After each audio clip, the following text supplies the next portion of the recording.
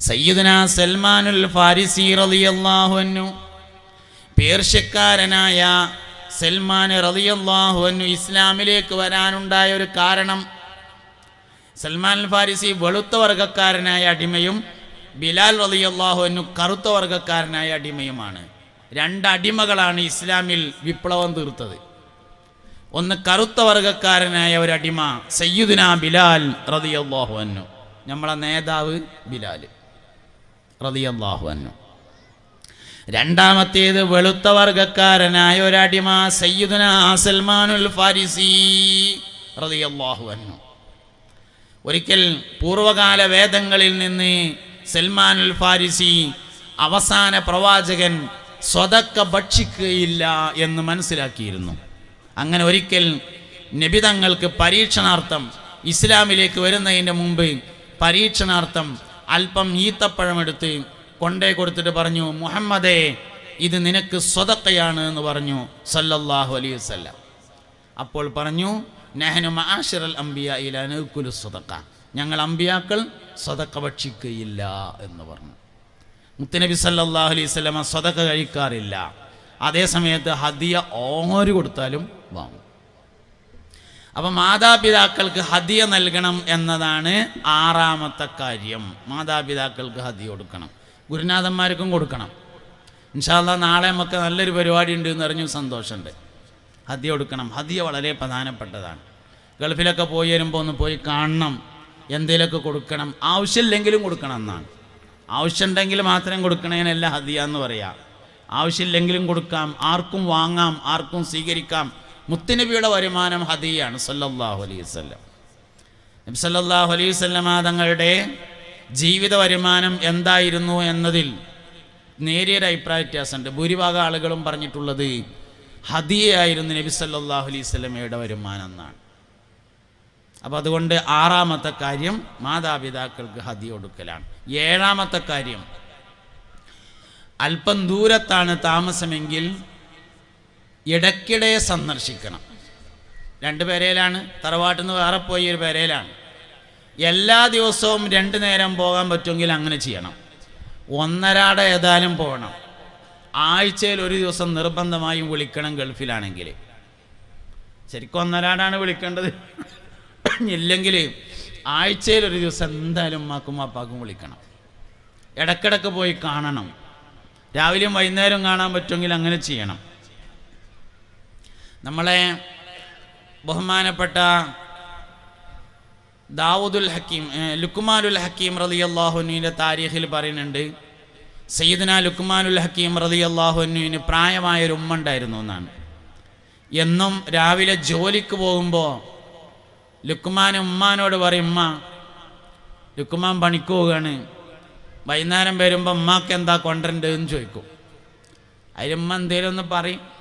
അങ്ങനെ മൂപ്പര് ആ നീയത്ത് വെച്ചിട്ടാണ് ജോലിക്ക് പോവുക. എൻ്റെ അമ്മക്ക് കടലമുട്ടായി കൊണ്ടുവരാൻ ജോലിക്ക് പോകുന്നു. എന്തൊരു രസമുള്ള നീയത്താകുന്ന നിങ്ങൾ. സംഭവം ചെറിയ വിഷയമാണ് കണ്ടു തരില്ല. രാവിലെ ഒന്നും ഉമ്മാനോട് ചോദിക്കും, ഉമ്മ വൈകുന്നേരം വരുമ്പോൾ ലുക്കുമ്മ എന്താ കൊണ്ടുവരേണ്ടതെന്ന് ചോദിക്കും. അപ്പം ഉമ്മ എന്തേലും ഒന്ന് പറയും. കടലമുട്ടായി ഞാൻ പറഞ്ഞ കേട്ടോ, എനിക്കിഷ്ടമുള്ളതുകൊണ്ട് പറഞ്ഞാണ്. ഉമ്മ എന്താ ഇഷ്ടമുള്ള ചോദിച്ചാൽ അത് പറയും. അപ്പോൾ അത് കൊടുന്നു കൊടുക്കും. അങ്ങനെ ഒരു ദിവസം ഉമ്മക്ക് ഇങ്ങനെ പ്രായം കൂടി വന്നു. പ്രായം കൂടിയപ്പോൾ ചെറിയ അസ്വസ്ഥതയൊക്കെ ഇങ്ങനെ തുടങ്ങി. വർത്തമാനത്തിലൊക്കെ ചെറിയ അവ്യക്തതകളൊക്കെ തുടങ്ങി. അങ്ങനെ ഒരു ദിവസം രാവിലെ ലുക്മാൻ ജോലിക്ക് വേണ്ടി പോയപ്പോൾ ഉമ്മാട് ചോദിച്ചു, ഉമ്മ വൈകുന്നേരം വരുമ്പോൾ ലുക്മാൻ ഉമ്മാക്ക് എന്താ കൊണ്ടുവരേണ്ടതെന്ന് ചോദിച്ചു.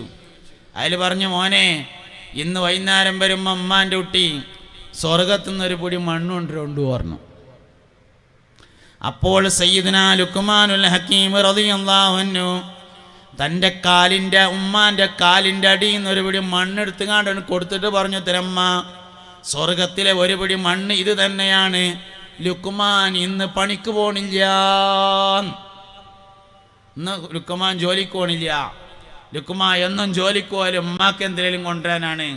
ഇന്ന് ചോദിച്ച സാധനം ഇവിടെ തന്നെ ഉണ്ട്, അതുകൊണ്ട് ലുക്മാൻ ഇന്ന് പണിക്ക് പോണില്ല എന്ന് പറഞ്ഞു. ആ മനുഷ്യൻ തൻ്റെ മകന് കൊടുത്ത ഉപദേശങ്ങൾ പറയാൻ പരിശുദ്ധ ഖുർആനിൽ ഒരു അധ്യായം കൊണ്ടുവന്നിട്ടുണ്ട്, സൂറത്തുൽ ലുക്മാൻ. എന്താ യോഗ്യത? നമ്മളൊക്കെ മക്കളെ ഉപദേശിക്കലുണ്ട്. ലോകത്ത് ഒരുപാട് മനുഷ്യന്മാർ മക്കൾക്ക് വയലുറന്ന് കൊടുക്കുന്നുണ്ട്. അതൊന്നും ഖുർആനിലില്ല. ഒരു മനുഷ്യൻ തൻ്റെ മകന് കൊടുത്ത ഉപദേശങ്ങൾ പറയാൻ വേണ്ടി പരിശുദ്ധ ഖുർആനിൽ ഒരു അധ്യായം കൊണ്ടുവന്നു, സൂറത്തുൽ ലുഖ്മാൻ. ആ മനുഷ്യൻ്റെ പ്രത്യേകത ഇതായിരുന്നു എന്ന് അദ്ദേഹത്തിൻ്റെ താരീഖിൽ കാണും. അതുകൊണ്ട് ഇടയ്ക്കിടെ അമ്മാനും വാപ്പാനും സന്ദർശിക്കണം. രാവിലെയും വൈകുന്നേരം പറ്റുമെങ്കിൽ അങ്ങനെ, ദിവസത്തിലൊരിക്കൽ അങ്ങനെ, ഒന്നരാട് എന്തായാലും വേണം, ആഴ്ചയിലൊരിക്കൽ വിളിക്കണം, അതിനായിട്ട് വരണം. ഒരു 8 ദിവസത്തെ ഒഴിവുണ്ട്, ഉമ്മാനൊന്ന് കാണാലോ എന്ന് കരുതിയിട്ട് അതിനായിട്ട് വരണം. ഗൾഫിൽ ചെന്നിട്ട് കുട്ടികളോടൊക്കെ എന്താ വർത്താനം എന്ന് ചോദിച്ചാൽ പറയും അൽഹംദുലില്ലാ സുഖമാണ് പറയും. ഫാമിലിക്കൊക്കെ സുഖമല്ലേ എന്ന് ചോദിച്ചാൽ പറയും അൽഹംദുലില്ലാ ഒക്കെ റാഹത്താണ്, ഫാമിലിയൊക്കെ ഇവിടെ ഉണ്ട് പറയും. ഉമ്മയൊക്കെ ഇവിടെ ഉണ്ടോ എന്ന് ചോദിച്ചാൽ പറയും ഇല്ല ഉമ്മ നാട്ടിലാണ് പറയും. ഓൻ്റെ ഫാമിലിയിൽ ഉമ്മ ഇല്ല എന്നാ ഓൻ്റെ വിചാരം. നിങ്ങൾക്ക് മനസ്സിലായില്ല. നമ്മൾ ഈ ഫാമിലി എന്ന് പറഞ്ഞാൽ പെണ്ണുങ്ങളും കുട്ടികളും ഓനും മാത്രമെന്നാണ് വിചാരിച്ചത്. ഒരു പക്ഷേ ഫാമിലി എന്ന പ്രയോഗത്തിന് സാങ്കേതികമായ അങ്ങനെ ആയിരിക്കും അർത്ഥം, എനിക്കറിയില്ല. ഏതായാലും നമ്മൾ ഉദ്ദേശിക്കുന്ന ഫാമിലി പറഞ്ഞാൽ ഉമ്മയും വാപ്പിയുണ്ട്. അപ്പം അതുകൊണ്ട് മാതാപിതാക്കളെ ഇടയ്ക്കിടയ്ക്ക് സന്ദർശിക്കുക എന്നത് നമ്മൾ എപ്പോഴും ശീലമാക്കേണ്ട കാര്യം. അതാണ് മാതാപിതാക്കളും മക്കളും തമ്മിലുള്ള ബന്ധം സുദൃഢമാകുന്നതിന് ഏഴാമതായി ചെയ്യേണ്ടുന്ന കാര്യം. 8ാമത്തെ കാര്യം, മാതാപിതാക്കളിലൂടെ ചെന്നു ചേരുന്ന കുടുംബ ബന്ധങ്ങളെ ചേർക്കലാണ്. ഇമ്മാൻ്റെ ആൾക്കാർ, ബാപ്പാൻ്റെ ആൾക്കാർ, അങ്ങനെ മാതാപിതാക്കളിലൂടെ ചെന്ന് ചേരുന്ന കുടുംബ ബന്ധങ്ങൾ, അതിന് പ്രത്യേകമായ പരിഗണന കൊടുക്കുക. എൻ്റെ ഉമ്മാൻ്റെ ഉമ്മ, ഉമ്മാൻ്റെ അളായമ്മ, ഉമ്മാൻ്റെ വാപ്പ, വാപ്പാൻ്റെ വാപ്പ, വാപ്പാൻ്റെ അളാപ്പ, വാപ്പാൻ്റെ മൂത്താപ്പ, എൻ്റെ വാപ്പാൻ്റെ അമ്മോൻ്റെ മോനാണത്. അങ്ങനെ മാതാപിതാക്കളിലൂടെ ചെന്ന് ചേരുന്ന കുടുംബങ്ങൾക്ക് പരിഗണന കൊടുക്കുക. അത് മാതാപിതാക്കളുമായിട്ടുള്ള ബന്ധം ഊട്ടിയുറക്കാൻ വളരെ അത്യാവശ്യമായിട്ടുള്ള കാര്യമാണ്. 9ാമത്തെ കാര്യം, മാതാപിതാക്കൾ മരണപ്പെട്ടാൽ അവരുടെ വസിയ്യത്തുകൾ നിറവേറ്റലാകുന്നു. വാപ്പാൻ്റെയും ഉമ്മാൻ്റെയും വസിയ്യത്ത് നിറവേറ്റാം. 10ാമത്തെ കാര്യം, വാപ്പ ഉമ്മ എന്ന ബോധം മരണം വരേക്കും നിലനിർത്തലാകുന്നു. അതായത് എൻ്റെ വാപ്പ എന്ന ബോധം എനിക്കുണ്ടായിരിക്കേണ്ടത് വാപ്പ മരിക്കുന്നത് വരെയല്ല, ഞാൻ മരിക്കണ വരെയാണ്. വാപ്പയായിരിക്കേണ്ടത് വാപ്പ മരിക്കോളല്ല, മകൻ മരിക്കോളാണ്. ഉമ്മയായിരിക്കേണ്ടത് ഉമ്മ മരിക്കുന്നത് വരെയല്ല, മകൻ മരിക്കുന്നത് വരെയാണ്. വാപ്പ ഉമ്മ എന്നീ ബോധങ്ങൾ മരണം വരേക്കും നിലനിർത്തിപ്പോരലാണ്.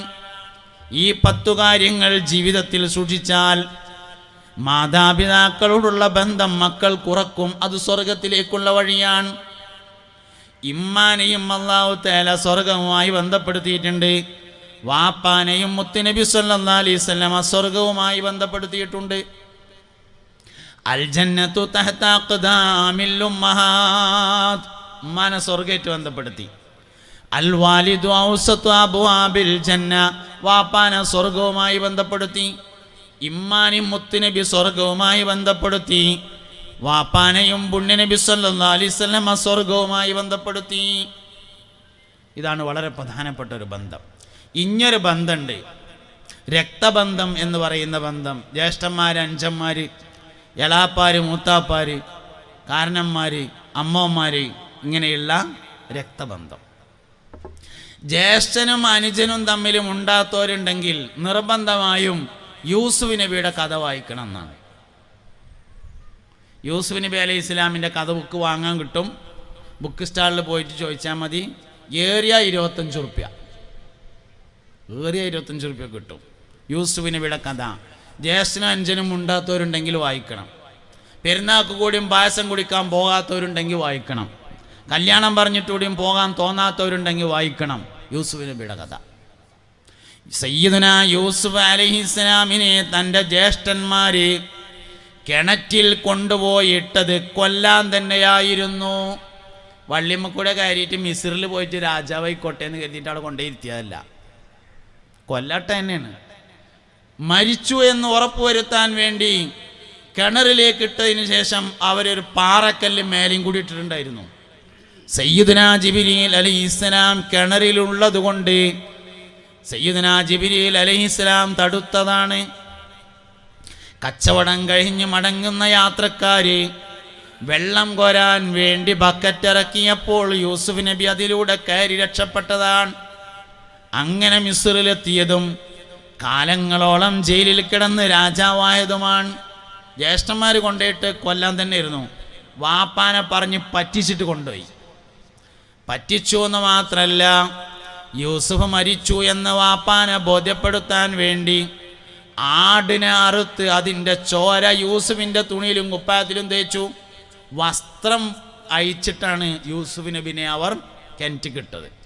എന്നിട്ട് ആ തുണിമയും കുപ്പായത്തുമയും ആടിനെ അറുത്തിട്ട് ചോര തേച്ചിട്ട് യൂസുഫിനെ ചെന്നായ പിടിച്ചതാണെന്ന് വാപ്പാട് പോയി പറഞ്ഞു. അങ്ങനെ പ്ലാൻ ചെയ്ത് കൊല്ലാൻ വേണ്ടി ചെയ്ത തന്നെയാണ്. ആ ജ്യേഷ്ഠന്മാര് യൂസുഫ് നബി അലൈഹിസ്സലാം മിസ്റിൽ രാജാവായിരിക്കുമ്പോൾ ഒരിക്കൽ മിസ്റിലേക്ക് വരുന്ന രംഗം യൂസുഫ് നബിയുടെ കഥയിലുണ്ട്. നഹ്നു നഖുസ്സു അലൈക അഹ്സനൽ ഖസസി ബിമാ ഔഹൈനാ, നബിയെ നിങ്ങൾക്ക് ഞാൻ വളരെ മനോഹരമായ ഒരു കഥ പറഞ്ഞു തരട്ടെയോ എന്ന് പരിശുദ്ധ ഖുർആൻ. യൂസുഫ് നബിയുടെ കഥ പറയാണ് അല്ലാഹു തആല ഖുർആനിൽ. ഇങ്ങനെ പറഞ്ഞിട്ടാ തുടങ്ങുന്നത്, നബിയെ നിങ്ങൾക്ക് ഞാൻ മനോഹരമായ ഒരു കഥ പറഞ്ഞു തരാം. നഹ്നു നഖുസ്സു അലൈക അഹ്സനൽ ഖസസ്. അഹ്സനുൽ ഖസസ് എന്ന് പറഞ്ഞാൽ മനോഹരമായ രസകരമായ കഥ പറഞ്ഞു തരാം. എന്നിട്ട് ആ കഥ പറഞ്ഞു. യൂസുഫ് നബി അലൈഹിസ്സലാമിനെ കിണറ്റിലിട്ട ജ്യേഷ്ഠന്മാര് മഹാനായ യൂസുഫ് നബി മിസ്റിലെ രാജാവായിരിക്കുമ്പോൾ ഒരിക്കൽ കാണാൻ വേണ്ടി വന്നു. കിണറ്റിലിട്ട ജ്യേഷ്ഠന്മാര് വന്ന ദിവസം സയ്യിദുനാ യൂസുഫ് അലൈഹിസ്സലാം തൻ്റെ രാജസിംഹാസനത്തിൽ ഇരുന്നില്ല. ജ്യേഷ്ഠന്മാരെ ബഹുമാനിച്ചിട്ട്. ഏത് ജ്യേഷ്ഠന്മാര്? കിണറ്റിക്കിട്ടവര്.